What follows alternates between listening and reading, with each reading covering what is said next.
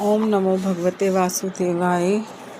वैशाख मास महात्म्य अध्याय 11 में बताया है। तदंतर राजा मैथिल पूछने लगा, हे महाराज, वैशाख के जो धर्म आपने वर्णन किए हैं वह बड़े सुलभ हैं और उनसे विष्णु भगवान प्रसन्न होकर तत्काल अर्थ, धर्म, काम, मोक्ष प्रदान करते हैं।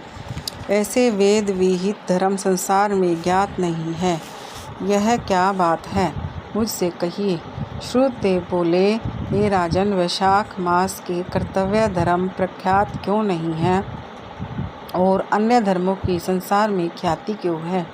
संसार में पुत्र, पौत्र तथा धन संपत्ति, सांसारिक भोगों के चाहने वाले मनुष्य बहुत हैं। इसीलिए राजस और तामस धर्म संसार में प्रख्यात हैं और जो इच्छा रहित सात्विक धर्म सुख प्राप्ति कर विष्णु भगवान को प्रसन्न करने वाले हैं वह पृथ्वी पर छिपाने योग्य हैं। इसका कारण बताता हूँ, सुनो। इक्ष्वाकु के कुल का भूषण काशीपुरी में नृग का पुत्र सार्वभौम राजा बड़ा यशस्वी कीर्तिमान नाम का हुआ है। यह जितेंद्रिय, क्रोध को जीतने वाला, ब्रह्मण्य और राजाओं में उत्तम था। एक दिन वह आखेट करता हुआ जा रहा था तो मार्ग में मुनि वशिष्ठ के शिष्यों को देखा, जो कहीं प्याऊ लगा रहे हैं, कहीं छाया मंडप बनवा रहे हैं, कहीं वापी निर्मल करवा रहे हैं, कहीं बैठे हुए मनुष्यों के पंखों से पवन कर रहे हैं, कहीं सुगंधित फूलों को दे रहे हैं, मध्याह्न समय छत्री दान कर रहे हैं, कहीं तांबुल दे रहे हैं, कहीं नेत्रों में कपूर लगा रहे हैं। यह देख राजा ने पूछा कि तुम कौन हो और यह क्या कर रहे हो? वे बोले, हम वैशाख में कर्तव्य धर्मों को गुरु वशिष्ठ जी की आज्ञा से कर रहे हैं, जिनके करने से धर्म, अर्थ, काम और मोक्ष मिलती है और विशेष फल तुम गुरु जी से जाकर पूछो। यह सब सुन राजा वहाँ से तत्काल चल दिया और वशिष्ठ जी के आश्रम में पहुँचा। राजा गुरु वशिष्ठ जी को प्रणाम कर और वहाँ बैठ कहने लगा कि हे मुनीश्वर, मैंने मार्ग में आपके शिष्यों को शुभ कर्मों को करते देख उनसे पूछा कि यह क्या और क्यों, किस फल के निमित्त कर रहे हो। तब उन्होंने मुझे आपके पास भेजा है और कहा है कि हम बताने का अवकाश नहीं, गुरु जी के पास जाओ। इसीलिए मैं आपके पास आया हूँ कि आपसे इन धर्मों को सुनो। वशिष्ठ जी प्रसन्न हो कहने लगे, हे राजन, वैशाख मास में प्रातःकाल स्नान कर विष्णु भगवान का विधि पूर्वक प्रेम से पूजन कर दान करें और ब्राह्मणों की सेवा करें। ऐसा करने से जगन्नाथ भगवान प्रसन्न होते हैं। इसलिए तुम अपने राज्य में भी जहाँ जो कोई वैशाख धर्मों को न करे उसे दंड दो।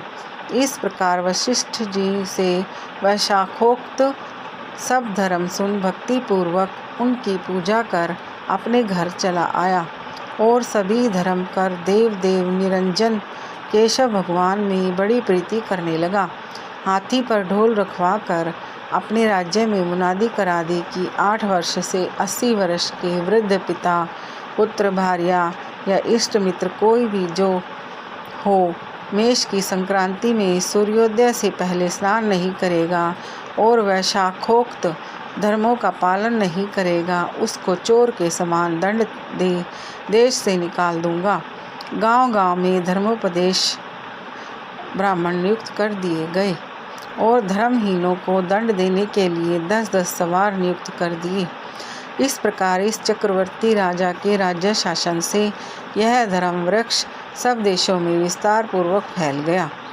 जो मनुष्य प्रमाद से ही इस राजा के नगरों में मर जाते थे, उनको निसंदेह विष्णु लोक प्राप्त होता था और यमलोक नहीं जाते थे, जिससे चित्रगुप्त को लिखने के लिए कुछ काम न रहा। सभी पापी लोगों से नरक खाली हो गया।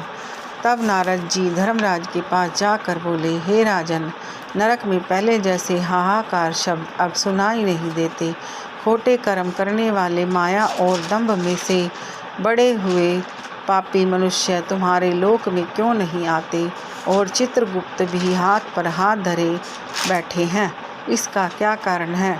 तब धर्मराज बोले, हे नारद, आजकल पृथ्वी का राजा ऋषिकेश पुराण पुरुषोत्तम का बड़ा भक्त है। उसने अपने देश भर में मुनादी करा दी है कि सब छोटे बड़े बूढ़े मेष की संक्रांति में वैशाख मास के धर्म का पालन करें। उल्लंघन करने पर दंड के भागी होंगे, जिसके भय से वहाँ की प्रजा के लोग वैशाख के धर्मों का पालन करते हैं। इस कारण उनका मेरे लोक में आने का मार्ग बंद हो गया है और सब ब्रह्म हत्यादि पापों से छूटकर सीधे विष्णु पद को प्राप्त होते हैं। इसीलिए मैं उस महाबली से युद्ध कर उसे मारूंगा। यदि वह मुझसे न मरेगा तो मैं ब्रह्मा के पास जा उनसे सब निवेदन कर स्वस्थ हो जाऊंगा। इस प्रकार नारद जी से सलाह कर मृत्यु, रोग, जरा आदि सेवकों तथा 50 कोटि यमदूतों को ले स्वयं यमराज दंड उठा भैंसा पर चढ़ पृथ्वी पर आए और शीघ्र ही उस राजा की पुरी को घेर महाशंखनाद करने लगे। तब राजा ने यह सुना कि यम ने यह पुरी घेरी है। तब अत्यंत क्रोध कर अपनी सब सेना से नगर से बाहर आया। दोनों में घोर युद्ध हुआ। राजा ने यम की सारी सेना आदि को जीत कर क्षण भर में भगा दिया, जिससे क्रोध कर यमराज ने अपने अनेक बाण चलाए और ढाल तलवार उठा राजा को मारने को आया। तब राजा ने 3 बाणों से यमराज के धनुष, ढाल, तलवार आदि सब काट कर गिरा दिए और एक तीक्ष्ण बाण यमराज के मस्तक में मारा। तब यम ने क्रोध कर अपना दंड उठाया और उसको ब्रह्मास्त्र में अभिमंत्रित कर राजा के ऊपर छोड़ दिया। यह देख विष्णु भगवान ने अपने भक्त की रक्षा के लिए सुदर्शन चक्र छोड़ा, जो रण में आ ब्रह्मास्त्र का निवारण कर यम को मारने को उद्यत हुआ। तब राजा सुदर्शन चक्र को नमस्कार कर स्तुति करने लगा कि इस यम की रक्षा करिए। तब सुदर्शन चक्र राजा की स्तुति करने पर बैकुंठ को चला गया और यम बहुत उदास हो ब्रह्मा जी के पास गया, जहाँ लोकपाल और दिक्पाल बैठे उपासना कर रहे थे। उसने देखा चारों इतिहास पुराण शरीर धारण कर खड़े हैं। नदी सरोवर मूर्तिमान विराजमान हैं। पीपल आदि सभी वृक्ष खड़े हैं। वापी, कुआं, तालाब और पर्वत सब मूर्तिमान हैं। दिन रात, पक्ष, मास, कला, काष्ठा, निमेष, ऋतु, अयन, युग, संकल्प, विकल्प, निमेष, उन्मेष, ऋष, योग, करण, पूर्णिमा, अमावस्या, सुख दुख, भय, लाभ, अलाभ, जय अजय, सतोगुण, रजोगुण, तमोगुण, शांत, मूढ़, अतिपोर, प्राकृतिक विकार, कफ, वात, पित्त आदि सब चराचर मूर्तिवान सेवा में खड़े हैं।